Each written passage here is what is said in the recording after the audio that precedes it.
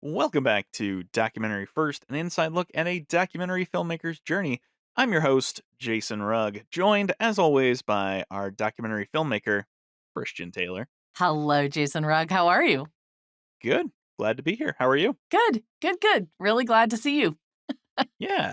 It's been a while. We Y- didn't just spend all day yesterday together or anything. Actually, we did spend all day yesterday. For those of you that know the Holy Post podcast has a new CEO, and we did a retreat the past 2 days. And so, Jason, it was awesome to be with you for an entire day and a half. And I'm also a massive introvert, so I am just totally burned out from from 2 days of people. Yes, it was a lot of people. Totally. And that laugh you're hearing is Robbie Davis joining us once again. Good to be back. Hey, Glad Robbie, to have good to you here, see Robbie. you. I was not at the Holy Post conference, so it's good to see the two of you.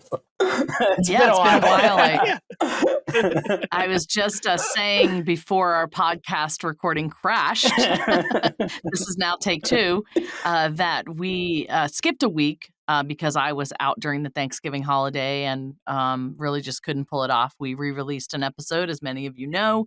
So we do have a lot to catch everybody up on. But, just wanted to make sure you guys were good. You had a good Thanksgiving. Yeah. Oh, that's great. Yeah. Good. Yeah. I got to see almost every single person on one side of my family. I got to see like 28 people. That's a lot We of missed people like in a family. one cousin, his wife, and their baby. So like they were the only ones who like we missed. We got almost everybody else. Wow. That's awesome. What about you, Robbie? Yeah, so we drove over to Chattanooga, Tennessee, where I have grandparents, an aunt and uncle, and similarly, we were missing one cousin and her husband and their kids. But my parents drove up from Florida. Maybe it's the same one. Well, that would either make us the same person or we missed each other all Thanksgiving. But it was good. Our 6-month-old had sweet potatoes for the first time and smoked turkey, which she loved. Which is, I'm like, should we give our 6 month? Sure, why not? It's Thanksgiving. But it was great. It was a really good time with everyone. That's awesome. Fantastic. All right, Jason Rugg, you got the outline for today. What's up first? Yeah, so we actually have not really talked too much about this new outline. We have a new segment. You want to do like a news segment first? Yeah, well, it may be the only time we do this news segment, but but I have some news. So the first thing I want to talk about is yesterday, French President Emmanuel Macron landed in the United States. He did a state dinner with Biden. And why do I care about this? Well, of course, I love the French people, and my movie is dedicated to them, obviously. But there was a really interesting thing that happened, and our movie, in my opinion, is responsible for this. And that is that Virginie Durr, who is the Normandy native that works for Delta Airlines, who originally saw our film at the Beaufort Film Festival and then helped vault it to prominence where it ended up on Delta Airlines and Air France, and then became a charter to take 29 World War II veterans over to Normandy. And because of all of that work, she's now become, a champion of these World War II veterans, and somehow she ended up on the short list of people to be with a veteran getting the French Croix de Guerre, which is the highest medal that the French government gives out, at the White House yesterday. She was able to be there as this World War II veteran got his medal and meet the French president. And it's just crazy because, cool. I mean, Virginie is quite the capable person. She can just about make anything happen. But, and she was already serving and loving veterans and things like that. But I just think our film was the genesis of this partnership between Delta and the Girl Who Wore Freedom and the Best Defense Foundation. And so she ends up with the French president and the president of the United States helping celebrate a World War II veteran. So I just couldn't be prouder for her. I couldn't be prouder for our film. It just goes to show that this film is the power to move people and bless people, and I'm incredibly honored by that. News story number 2, and this is hot off the presses. It just happened this morning. As you all know, I have 2 sons in the military. My second son, Jonah Taylor, was stationed in Germany. We've talked about him a lot. And now he is being reassigned to the 101st Airborne Division in Fort Campbell, Kentucky. And the last podcast, I talked about meeting him in BWI Airport and him going to be a part of the French embassy screening that we had. And that did happen. And we'll talk more about that in the update section of the podcast. But this, after all of that happened, the screening and everything, I went with Jonah to help him get set up in Fort Campbell. There's a lot that has to happen when soldiers in process. And I learned so much about this, but basically they get shipped to a new base, and this is hilarious. It kind of reminds me of what happens in the first few weeks of school, where like your teachers aren't 100% sure you're going to be paying attention, or they don't really know what's going to happen in a day because there's all these other like things that you have to get done with school, like going to, like presentations and blah, blah, blah. And that's like how it is when a soldier ends up in a new unit, they start what's called in processing. And in my mind, I always thought that was they go into this big room and they're kind of checked in and they go through medical stuff and they're handed their new uniforms and, maybe it was a day. But basically what happens is the soldiers show up at a new base, and if they don't have anywhere to go or stay, they're just slotted in these like big barracks rooms. Like nobody gets their own space. It's back like being in basic training, but at least you have somewhere to stay. And then you have a schedule, and it all starts with, okay, we're going to do exercise every morning. So everybody's got to be at PT at 6 a.m. And then you can shower and get dressed. And then we've got all these briefings. And so basically they're just trying to keep these soldiers busy so they're not like, I don't know, getting into trouble. And they'll give them these briefs. And a brief is everything from like the one that they do over and over again is called a sharp brief. And that is basically how to not be involved in any sexual harassment or anything like that. It's an important brief to give. And there's other ones, like there was one brief he sat through, which was do not buy a car at 22% interest, because one of the big things soldiers do is they move somewhere, they buy cars right away. They don't really understand their finances when they're young. And so it's just brief after brief. And then what happens if, like, typically it's 20 or 30 soldiers in processing at a unit at a time. Well, when Jonah ended up there, the first day it was 300 and the second day it was 500. So imagine 500 people showing up who've just come from somewhere else. They don't know where they're living. They don't know what unit they're in. So they put them in this like temporary unit while they're just trying to get acclimated to this new base, new town, new people, and while their papers are being processed to find out where they land. And so sometimes, like Jonah has sent through every day, they have to sit in more briefs. And there's only a limited number of briefs that they can sit through. So they have to do the same ones like 3 and 4 times over the course of the week. I feel so sorry for them. But today, Jonah finally got assigned to his unit. And again, I have to thank the girl who wore freedom for what I'm about to tell you. But in Normandy, Dick Winters, nephew, cousin, something, it's unclear exactly what the relationship is, but Dick Winters has a cousin, let's say, by, twice removed, whose name is Dick Winters. And he also was in the 101st Airborne Division and was a paratrooper and is a cranky old, crusty old, soldier, but he's awesome. I love him. And he told me once that none of the rules apply in Normandy.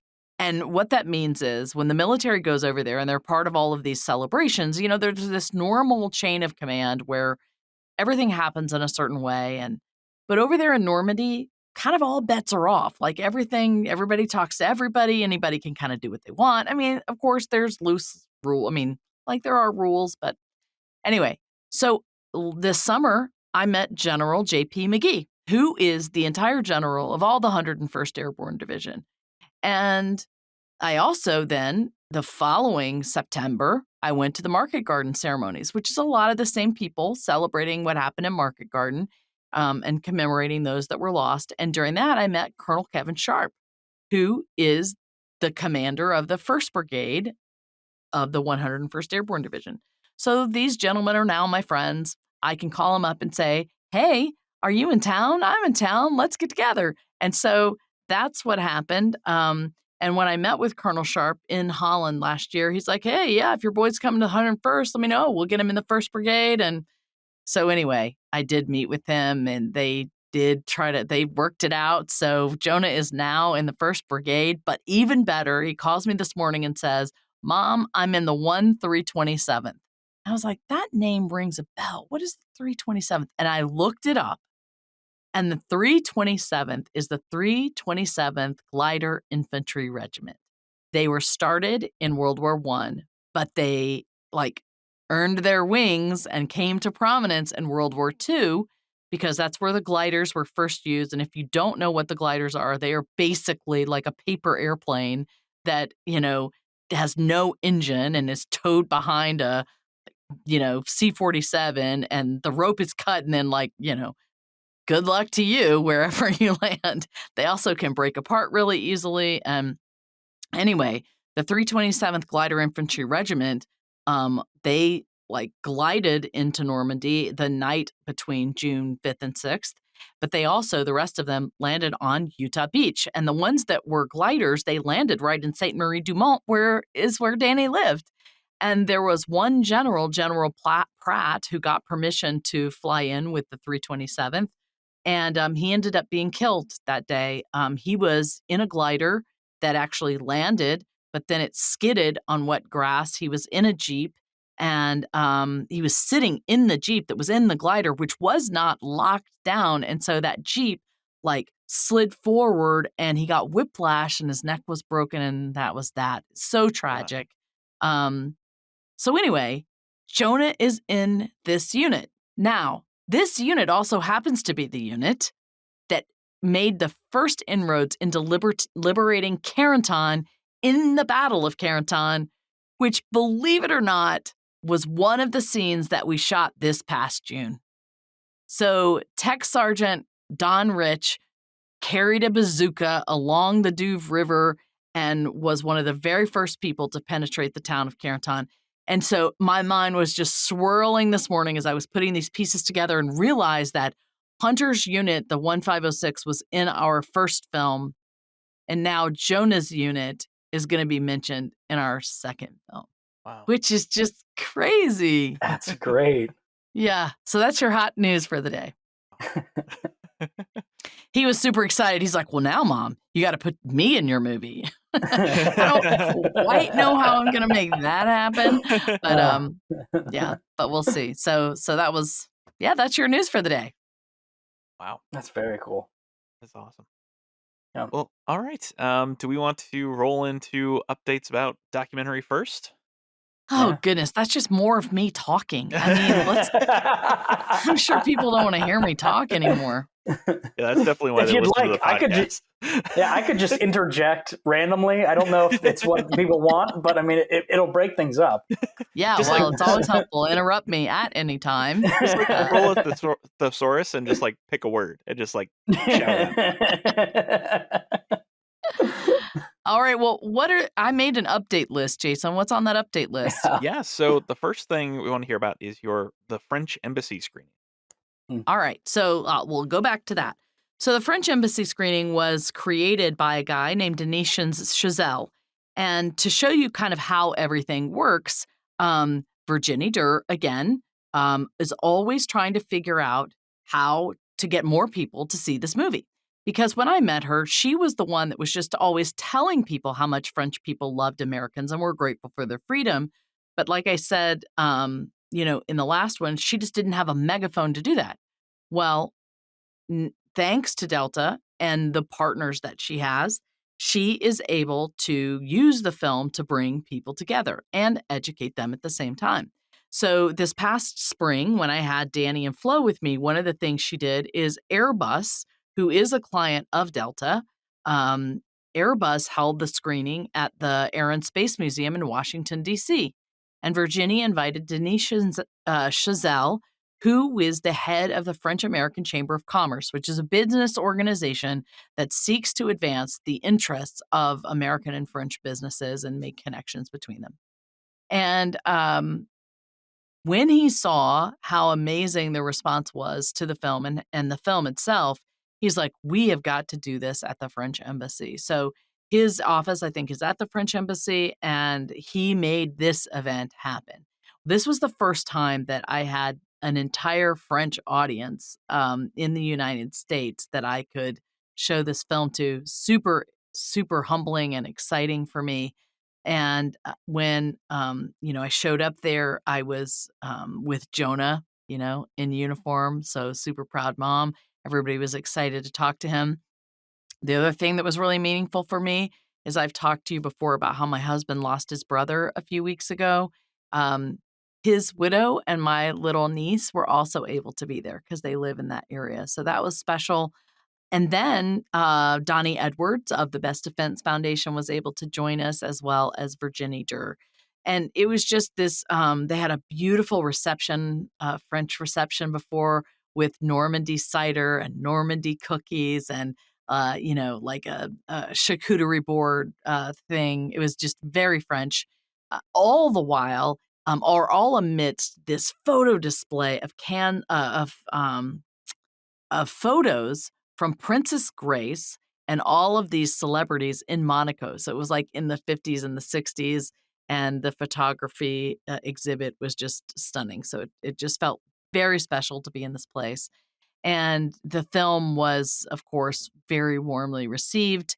The ambassador was not able to be there, but the deputy ambassador was. And she had flown on an Air France plane and just randomly seen the film before.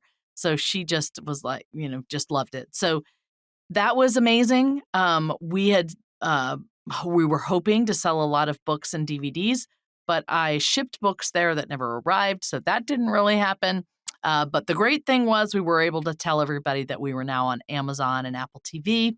I met a lot of really interesting people that were in the French government that want to talk to me more about their stories. I met someone whose husband was with the CIA, and he has this incredible spy story that she's like, this would make a great movie. Like, this happens to me everywhere I go. I've got this great idea for a film. I'm like, yeah, bring it on. And do you have the funding? Because this would be great. So that was interesting. And then I'm so happy to say this, the former mayor of Alexandria, Virginia, she was there, loved the film, and happened to be going to Normandy the next week. And so I connected her with Flo Plana and Thomas Voisin and their significant others in hopes that they could do a tour together. But they had already kind of closed down their touring businesses for the winter. However, our co-producer, Michelle Coupé, was able to connect with her and take her on a tour that day.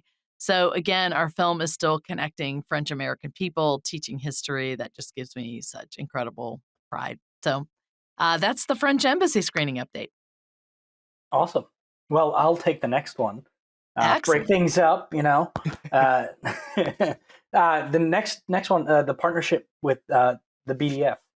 Yeah. So one of the things that we discovered when we were doing these little Veterans Day tours, Donnie Edwards of Best Defense Foundation, Delta, and David Chapman of Michelin, we were all kind of together in 3 different events, one for UPS, one for Delta, and one for the French Embassy. And really what we saw is this great story develop, because now we've told the story 3 times. And the story goes like this. I first met David Chapman. He was with the French Embassy, but now he is with Michelin. Then I met Virginie Durr, and Michelin happens to be a client of Delta. So now they come together, and the 3 of us have done events. And then in order for Delta to do this charter, they had to make connections with someone that helps World War II veterans, which happened to be the Best Defense Foundation. And so it's so incredible because our movie calls people to do more than just say thank you for your service. And now Michelin, Delta, and Best Defense Foundation are beautiful examples of how people do that. And so us traveling together with that message is super powerful. And it really encourages people to get involved, whether it's to volunteer for Best Defense Foundation or other veterans causes. So now we at this Delta event that we went to for Veterans Day, the president of Delta was there, and they were super proud of showcasing what they had done in June by taking the 29 World War II veterans back to Normandy.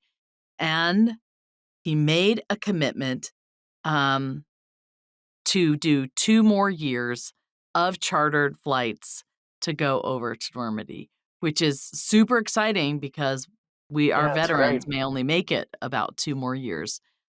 This year, the 23rd, 2023 will be the 79th anniversary of D-Day, and the 2024 will be the 80th. So that's exciting because now we're going to be involved in that, and hopefully Delta will continue to fly our film on the plane at least for the first 6 months of each of those years. And I am thinking that I may even volunteer with the Best Defense Foundation to be able to actually help the World War II veterans. So I have a call with them tomorrow to see if I can do that. But yeah, we are trying to find more ways that we can partner with the Best Defense Foundation to help them raise money to bring these World War II veterans back. So I'm excited to see where that's going to go. Well, that's awesome. It's so cool to just keep see Yeah, this just keeps rolling and just keeps Yeah. bringing people together, and yeah, it's just so great. It's a But I wonderful have thing to to see. tell you, part of me steps back, and it is very unusual. Like, this film really released in 2020 in the film festival world, and here we are at 2022, almost 2023. Like, there's not a legs that a lot of films have after their release for the yeah, first year, right? They kinda yeah. live in, I don't know, online world. I think we're super fortunate, to be able to do this, and I do think that when documentary filmmakers are thinking about, their films, if you have an evergreen topic that constantly comes back up, I think it's super for the life of the film because that's what's happening in this case. There's always, a Veterans Day, Memorial Day, D-Day, 4th of July, where the film can be shared and people can be brought together to see it. Yeah, Yeah, so I think that served us well as a film. Yeah. very cool. So the next thing you want to talk about, according to the outline you worked up here, is meetings with the 101st. Right. I haven't heard anything So, about like I this. told you, I was, helping Jonah get situated, and because of my, Normandy and Market Garden celebration experiences, I wanted to just see my friends, and so I called up General McGee, or I emailed General McGee, and I was like, "Hey, are you in town? I'd love to see you." And he's like, "No, I actually am working, I'm over in Poland." And I was like, "Oh, yeah, you're probably busy. Can't even believe you're answering my email." But yeah, the 101st Airborne Division, for people that don't know, is the most deployed division in the entire Army. So they're always going off to different places. And currently, right now, they are supporting this Ukraine during this Ukraine Russia um, this unprovoked attack on Ukraine by Russia.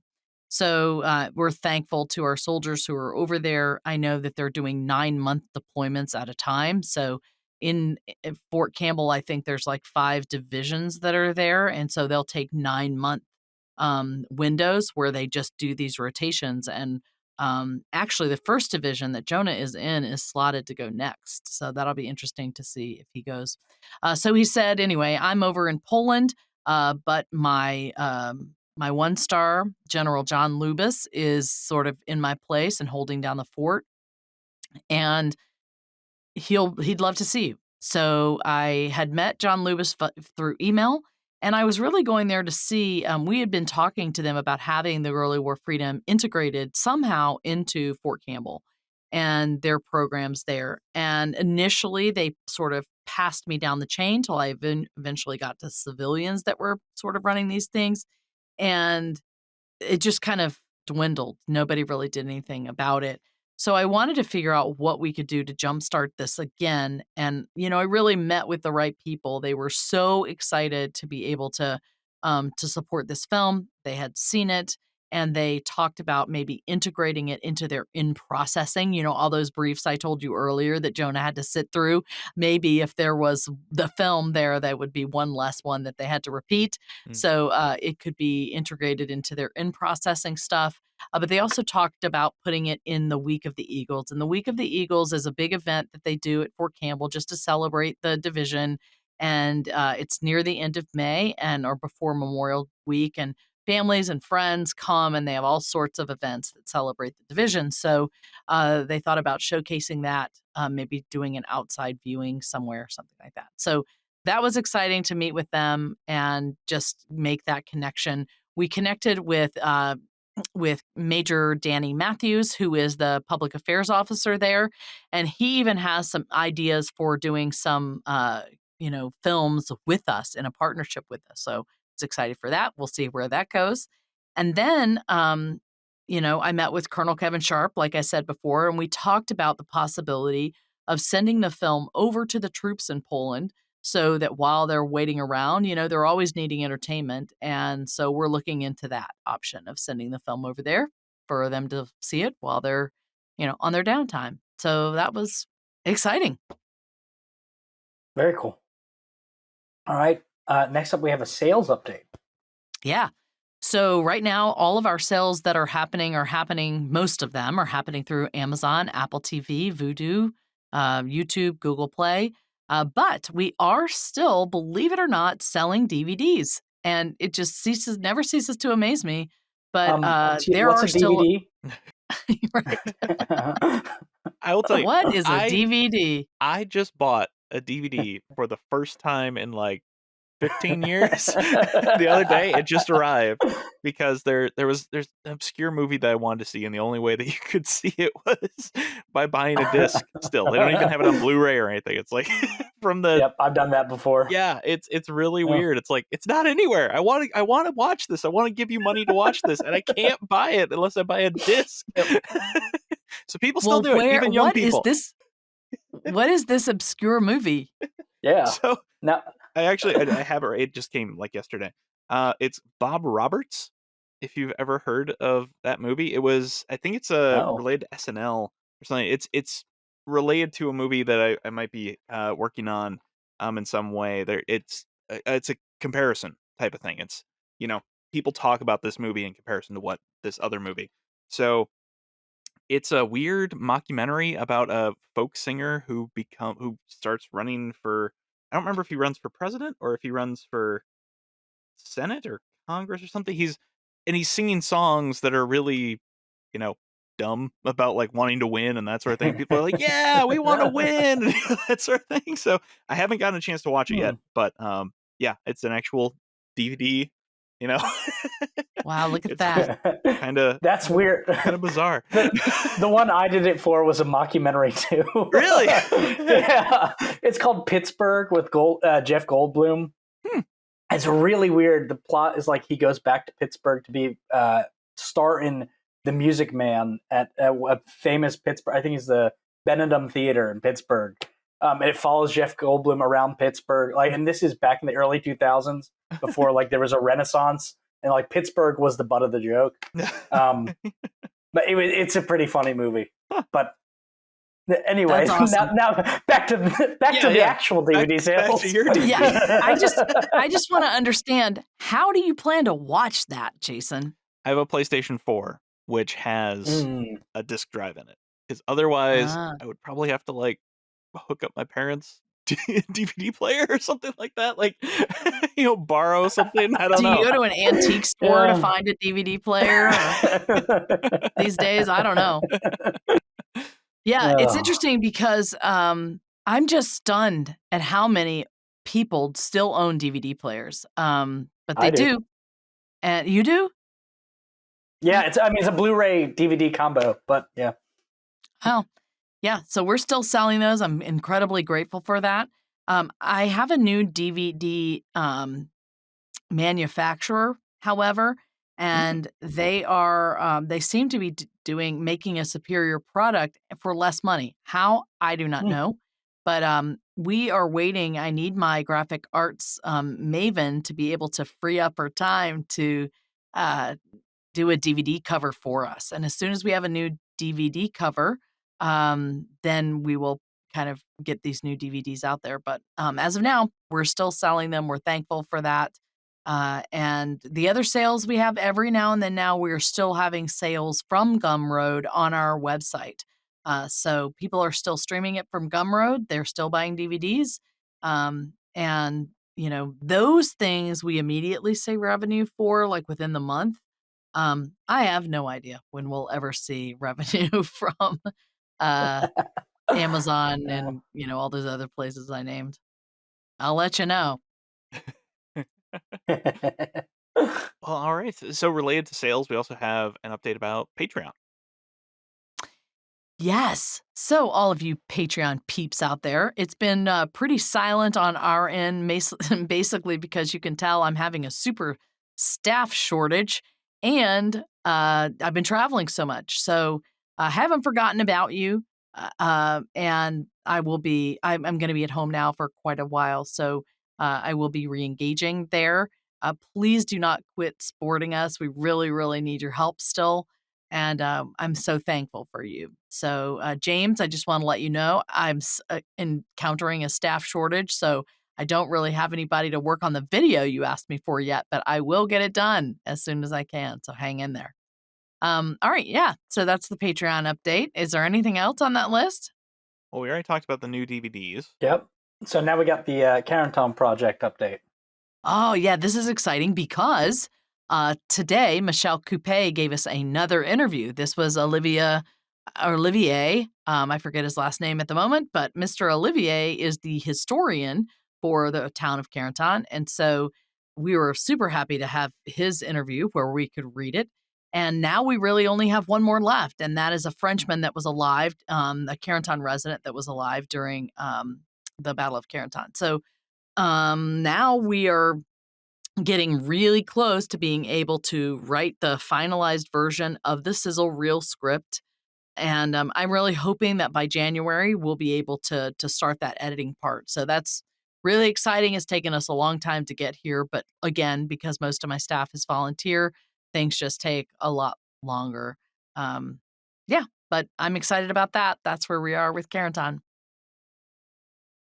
Oh, all right. Very And cool. then one last thing about the Brave Dutch. What's going on with the Brave Dutch? Yeah. The Brave Dutch is still happening. We're trying to update our website. Zach is still working on the pilot. So it's still out there and happening. I did at this last little go round in November, I went to a gala with Delta at the French American Chamber of Commerce in Atlanta. And there was a Dutchman there who I met and was super interested in our content, who may have connections to help us with funding. There was one person that I was going to approach for funding, but that was in Holland, and unfortunately, I heard he's been arrested. So I think that's a dead end. Huh. Whoop. It's a little. Well, I mean, if little- they didn't freeze his assets, you never know. Yeah, I was really hoping for that guy. So that was quite a disappointment. Probably for But him, too. better safe than sorry. So. Yeah. Because it did have something, I think, to do with money. So I guess I dodged a bullet. I can look at it that way. Yeah, I'd say so. Getting tied up in international money laundering or something. Who knows? That would be not good for me. No. I mean, it's one way to get the word out there, though, about the project. I mean, it's not the best way, but it is a way. Any publicity is good publicity. Very true. Oh!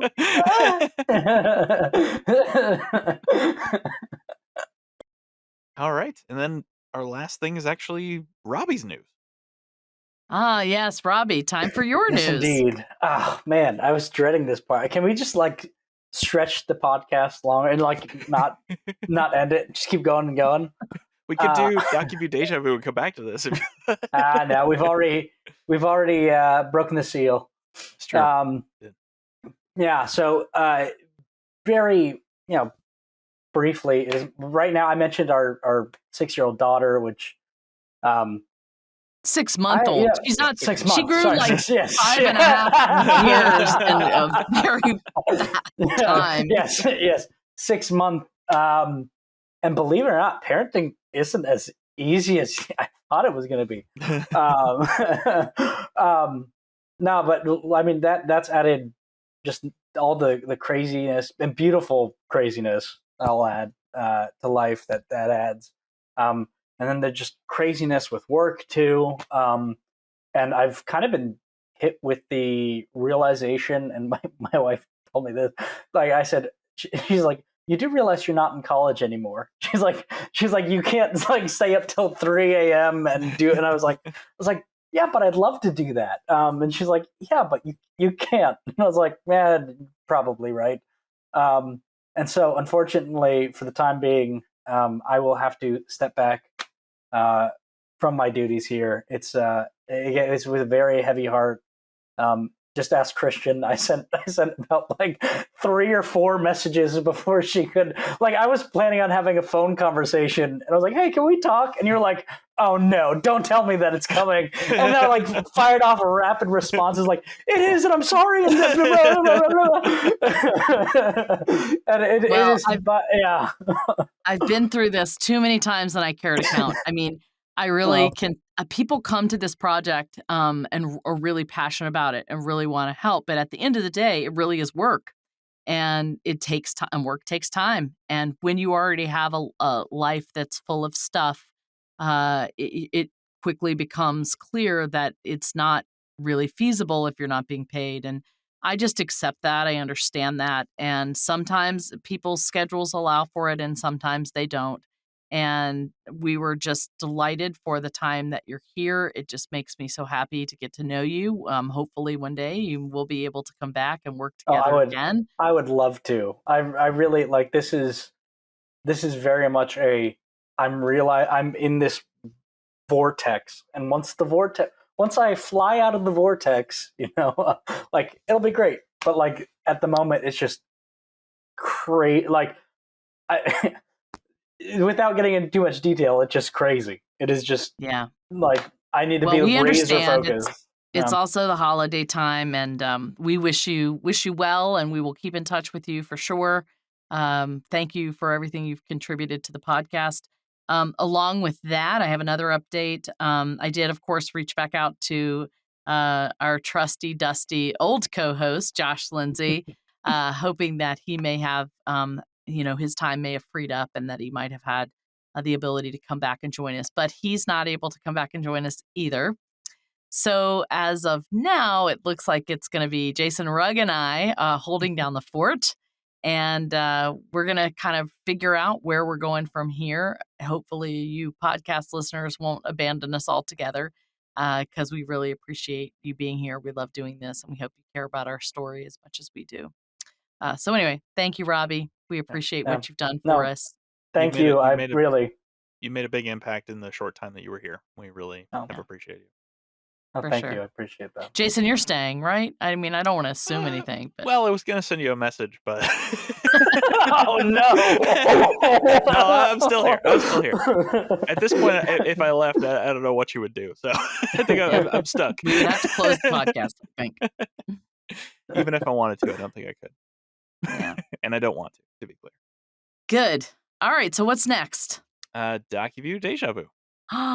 Now it's time for our new segment, DocuView Déjà Vu. Which we've been doing for like 6 months. All right. Jason, do you need a pass this week? Yeah, I haven't actually had time to watch pretty much anything. Sorry. I figured that. I knew you'd been busy. Yeah. No problem. Robbie, what about you? Do you need a pass this week? Yes. Are there passes able to go out? Yes, you have only one pass per episode. Yep. I'll let you guys take a pass this week, and I will talk to you guys about the documentary that I have watched. And this documentary is called Pepsi, Where's My Jet? All right. So this... Yes. Yes. Have you watched it? No, but I love the Harrier jet story. It's so great. Yeah, it's great. So it's really interesting. I read a couple of reviews on it, and I did kind of feel the same way. Let me just give you a little bit of a summary. When a young man attempts to win a fighter jet in a Pepsi sweepstakes, he sets the stage for a David versus Goliath court battle for the history books. This documentary basically involves Yeah. a young guy named John Leonard, a crazy entrepreneur named Todd Hoffman. Cindy Crawford makes an appearance in this movie, Huh. as does, believe it or not, Michael Avenatti.